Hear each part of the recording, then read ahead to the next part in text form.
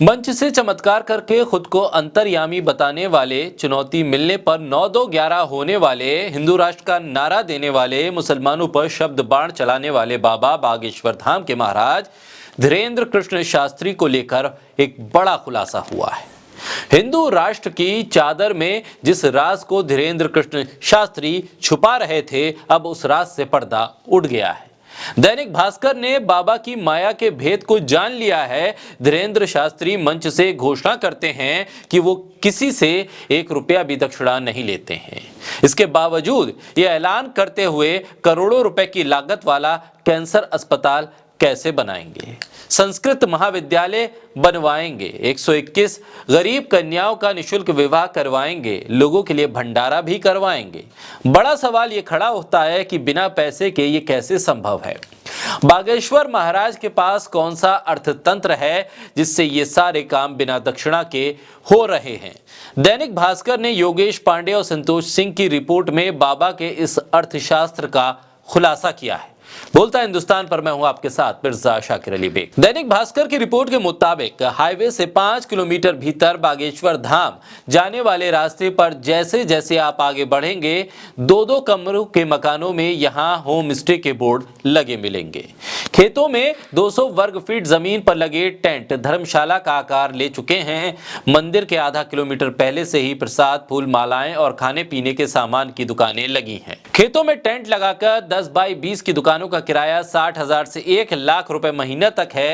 ये पूरा किराया धीरेंद्र शास्त्री और उनके परिवार के सदस्यों को जाता है।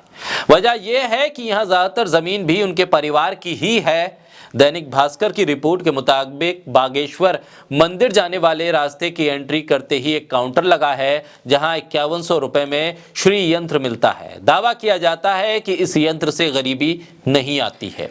200 रुपए की लागत वाला ये यंत्र 5100 रुपए में बेचा जा रहा है। इसके लिए भी पहले से ही रजिस्ट्रेशन करवाना पड़ता है।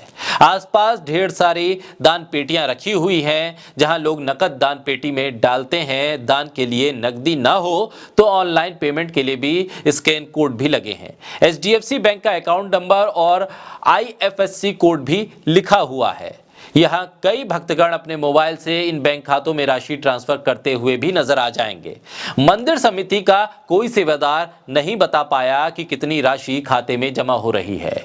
वो तो बस इतना बताते हैं कि HDFC बैंक के बामिठा ब्रांच में मंदिर के चढ़ावे और दूसरी राशि जमा होती है। इसके अलावा काउंटर पे ही कन्या विवाह के लिए मदद की अपील भी की गई है। उसका दान भी एंट्री काउंटर पर लिया जाता है। वहीं यज्ञ में यजमान बनने के लिए आपको इसी काउंटर पर अपना नाम लिखवाना होता है। इसकी राशि 21 से 51,000 रुपए तक है। ऑटो और ई रिक्शा की संख्या इतनी है कि सड़क पर पैदल चलने के लिए जगह कम पड़ जाती है। ऑटो वाले बताते हैं कि रोजाना 500 से ज्यादा ऑटो और ई रिक्शा यहां यात्रियों को हाईवे से गाड़ा गांव के बागेश्वर धाम तक लाने के काम में लगे रहते हैं। किराया 20 रुपए प्रति सवारी तय है। हर फेरे पर इन ऑटो वालों को पार्किंग चार्ज के नाम पर 20 रुपए देने पड़ते हैं। एक ऑटो वाला दिन भर में कम से कम 10 चक्कर तो लगा ही लेता है। इस लिहाज से उसे 200 रुपए पार्किंग में देने पड़ते हैं। ऑटो वाले इससे नाराज हैं। वो चाहते हैं कि दिन भर में एक बार ही पार्किंग का चार्ज लगना चाहिए। इसके अलावा 1000 से ज्यादा कारें और बसें भी यहां पहुंचती हैं। शुरुआती अनुमान के मुताबिक पार्किंग से ही रोजाना 50,000 से 1 लाख रुपए की वसूली होती है। मंगल और शनिवार को सबसे अधिक कमाई होती है। ग्राम पंचायत ने पार्किंग के ठेके के लिए टेंडर निकाला जिसका बेस प्राइस 10 लाख था, लेकिन धीरेंद्र शास्त्री के चचेरे भाई लोकेश गर्ग ने इसे 33 लाख रुपए से ज्यादा रकम देकर ले लिया। दैनिक भास्कर की रिपोर्ट के मुताबिक बागेश्वर धाम में आम दिनों में 20,000 लोग रोज आते हैं। मंगल और शनिवार को इनकी संख्या 2 से 2.5 लाख हो जाती है। औसतन 25 लाख लोग महीने में यहां पहुंचते हैं।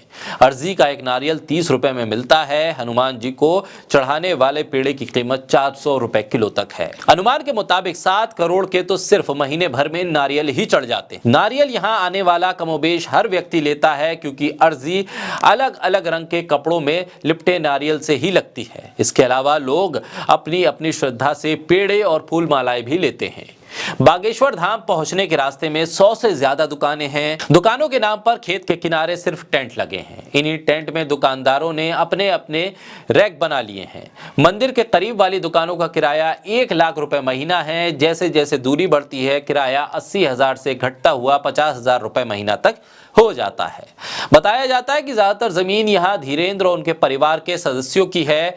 किराया भी उन्हीं को जाता है। बागेश्वर धाम में सबसे ज्यादा कमाई दुकानों से हो रही है। यही वजह है कि यहाँ की जमीनें भी ली जा रही हैं।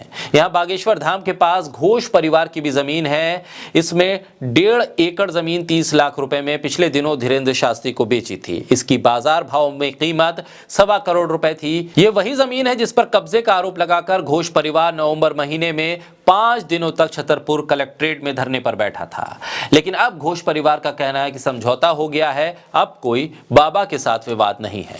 बागेश्वर धाम में बढ़ रही भीड़ के बाद यहां जमीन के दाम 80 लाख रुपए प्रति एकड़ तक हो गए हैं। घोष परिवार की 1.5 एकड़ पैतृक जमीन बागेश्वर मंदिर से लगी हुई है। इसका खसरा नंबर 229 है और रकबा 1 हेक्टेयर से ज्यादा है। बागेश्वर धाम सरकार का तालाब, मरघट और पहाड़ सहित सामुदायिक भवन पर अभी भी कब्जा बरकरार है। और दैनिक भास्कर की ताज़ा अपडेट के मुताबिक ये है कि बागेश्वर सरकार कहे जाने वाले धीरेन्द्र शास्त्री ने गांव के 15 लोगों के खेत से बाईपास निकलवा दिया है। इस पूरे अर्थतंत्र पर पंडित धीरेन्द्र कृष्ण शास्त्री का कहना है कि बागेश्वर धाम का इससे कोई लेना देना नहीं है। हमारी कोई निजी जमीन नहीं है, न मेरे नाम, न पिताजी के नाम, न परिवार के नाम। गांव के आसपास जिनके ढाबे हैं वो उनकी निजी भूमि है। वो अपनी भूमि पर काम कर रहे हैं। हालांकि दैनिक भास्कर की इस रिपोर्ट के बाद इस बात का खुलासा जरूर हो गया है कि पैसे की ही माया है और पैसे से पैसा कमाने के लिए जमीन के आसरे बाबा का ये मंच सजता है और इस मंच के जरिए चमत्कार भी बाबा दिखाते हैं और वो विश्वास जगाता है उनके भक्तों के अंदर और यही विश्वास पैसे के तौर पर वापस बाबा को मिल जाता है।